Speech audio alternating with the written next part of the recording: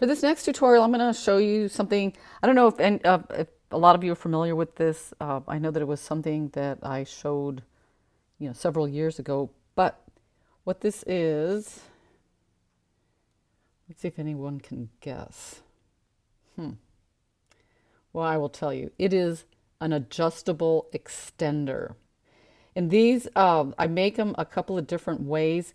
Okay, so first type, it's, okay, let me show you how this works. See how that expands and then you can make it shorter.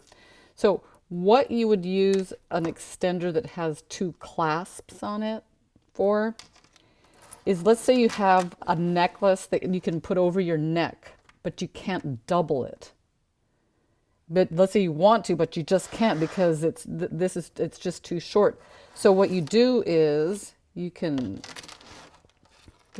your necklace, and you'd have to put it on your neck. I mean, I can't be in the video while I show this technique. So what you do is you lay it out. You find the spots, right in here that work for you, and then you just put a clasp. You just loop that in there. Then you loop this on this side.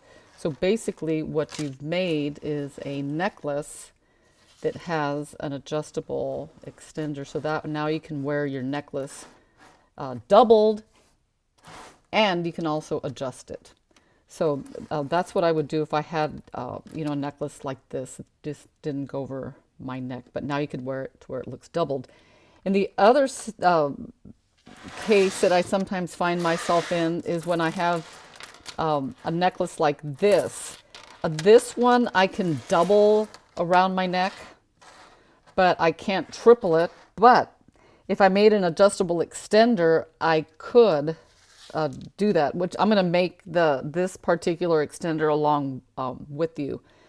But in this case, instead of having two clasps, because I don't have any clasp bending on this one or loop, what I'm going to do on this next adjustable extender that I make is that one side is going to have a clasp and the other side is going to have a loop.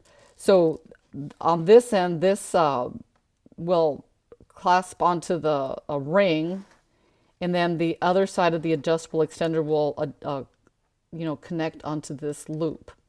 And that way, once it's constructed and I put it on here, this becomes longer, and I could probably triple it or quadruple it around my neck.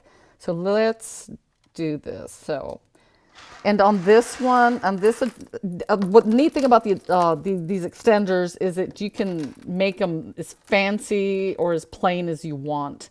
I mean, on this one, I put these cute little fluffy things on the end, just to give it, a little more interest. But you could add beads. You can, on the macrame part right here, you could put beads on the outside of your macrame. You can make them different colors. I mean, there's just so many things you can do with them. So let's get started here. It's actually, it's pretty simple. I think you'll like this. So all you need is a pin and a clip 1 inch apart on your board, because this is just mostly a couple of moose knots and then a macrame slide. So what I do is usually I just like to connect the rings. I don't cut off the spool. I just I work off the spool. So I'm going to measure about 4.5 inches, and you're just basically going to do a regular moose knot like I've shown in lots of other videos. So 1 and 2. Take your bead out and you feed this through like that. So this is the ring side. And then, you just come in here like I usually show, just cut. And the cord that I'm using is faux leather, because I like faux leather for this kind of work, because I mean, even though the faux leather does fluff very nicely for like accent pieces, it's also delightful because you can melt it and it stays into a nice a solid like ball. I love that.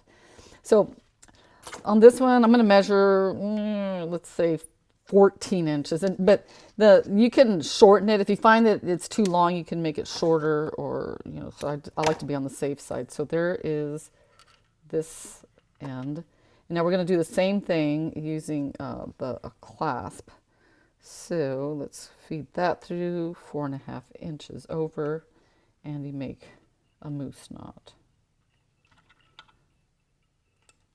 Just one thing I just love about the moose knot, there's so many different things you can do with it. Oh my God, it's my favorite knot.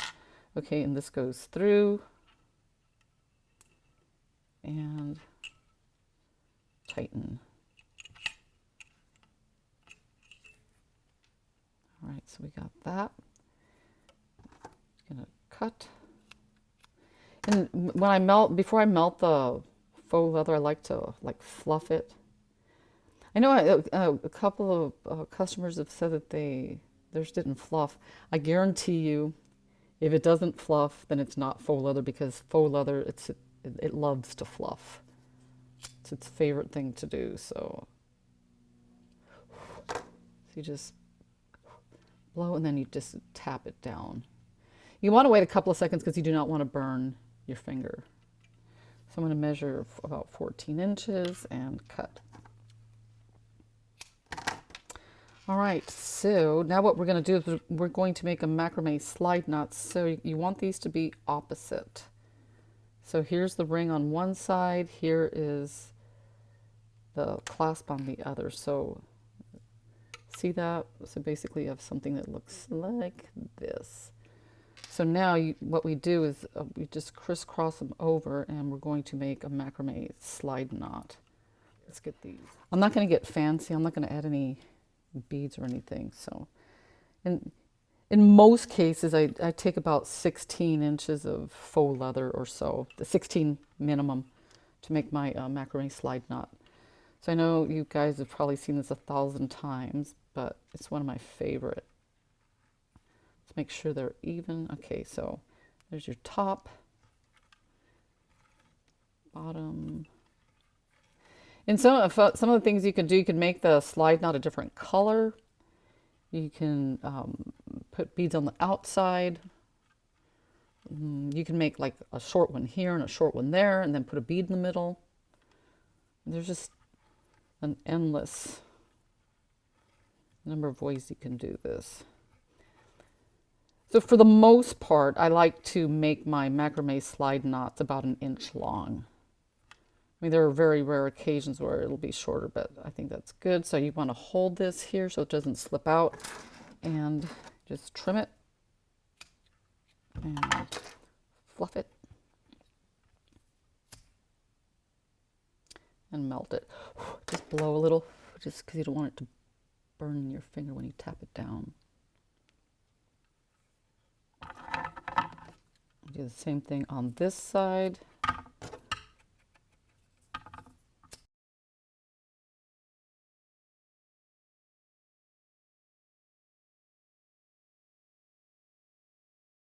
All right, so let's get this out because we are almost finished.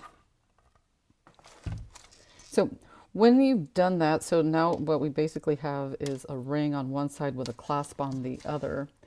And on these ends here, I mean, the sky's the limit. I mean, you could add like an accent bead. You could put, I mean, just, a large hole bead and knot it. I'm just going to put a regular, overhand knot, because I want to just get into showing you how it's going to work now. So now that I have this necklace here, what I'm going to do on this side is connect the clasp to the loop, to the ring. And on this side, the clasp will be connected to the loop.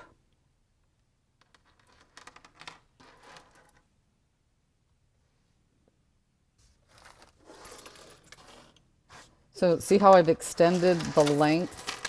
I mean, what was once, like, let's see, this, I think it's 30, 40 inches. Now it's like almost like 50 inches long. So I mean, you can really see how this increases the length tremendously. So, I mean, like I said, I can't be in here trying it on because I can't be in the video, but that's basically how this works. So see that? So you've added an extender, and it just gives you so much more versatility. I mean, it just adds a lot of versatility to your necklaces and bracelets. And also what you can do with something like this, let's say you just have a bracelet, which I do not have handy. Let me see. Nope. But you can add something like this to a bracelet and just turn the bracelet into a necklace. So anyway, that is it. I hope you enjoyed this tutorial.